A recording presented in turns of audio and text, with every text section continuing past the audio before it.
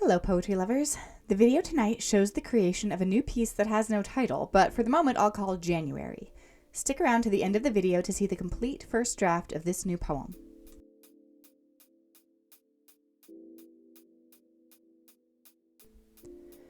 You might know that I started 2024 with a goal of writing a poem every week, as I used to do in my old life in graduate school. Almost as soon as I started, of course I ran into the problems you might expect. Everything from busyness to a sick kid to feeling resentful at myself for making this goal was dragging on me the day when I sat down to write. I had no inspiration, no excitement, and no desire to be sitting at my desk.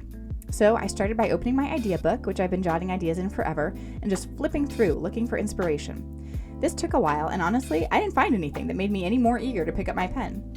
But it did help me recenter my thoughts on creative work and away from the quickly decreasing time I had before picking up my kids. And I think I gained a bit of perspective. I've been thinking a lot about Mary Oliver's work, how terse and somewhat prosaic and profoundly beautiful her poetry is.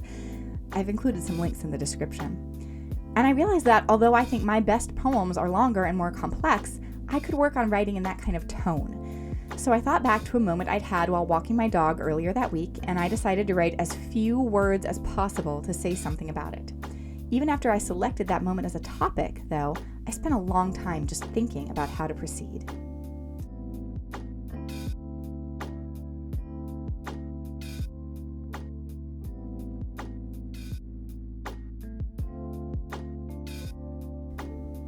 I wrote slowly because I had a lot of conflicting things going on mentally.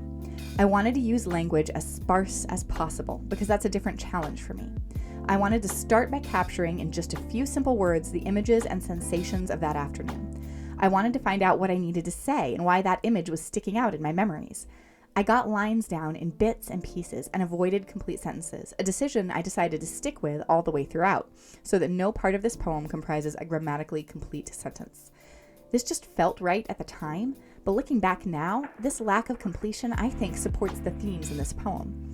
Moving from word to word took a long time, and I paused here to read back over what I'd written and try to get a sense of where to take the poem next.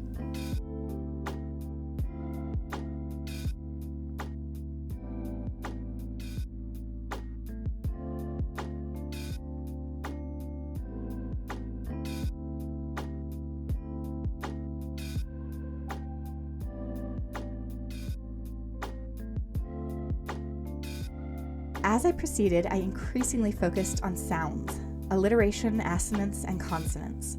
These repeated sounds help to connect the words and ideas to each other and to increase the impact of each one. But as I got to this line, I struggled for quite a while with the wording. I wanted to minimize the number of syllables I used to introduce this important part of the image. I wanted the whole thing crammed on one verbally dense line with zero wasted syllables. I played around with different parts of speech, trying out different ways to express what I wanted, but kept crossing out the phrases because I just sensed they were too wordy. I stared at this one line for 5 full minutes before drafting a version that came close to what I wanted, and then I spent another 2 minutes just reviewing and considering what I'd done.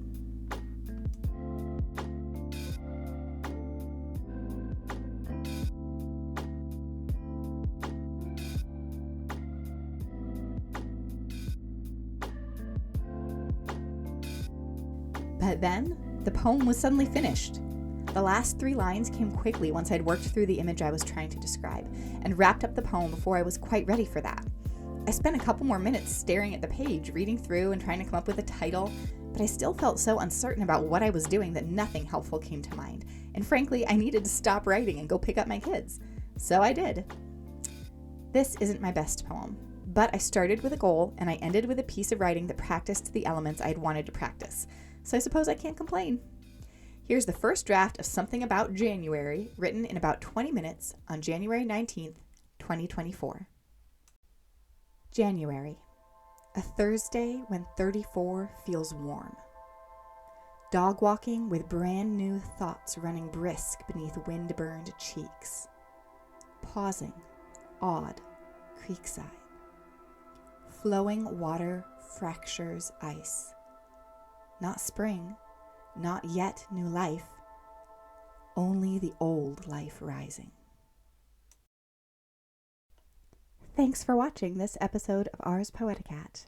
If you enjoyed watching poetry happen, please like and subscribe. then go make some art.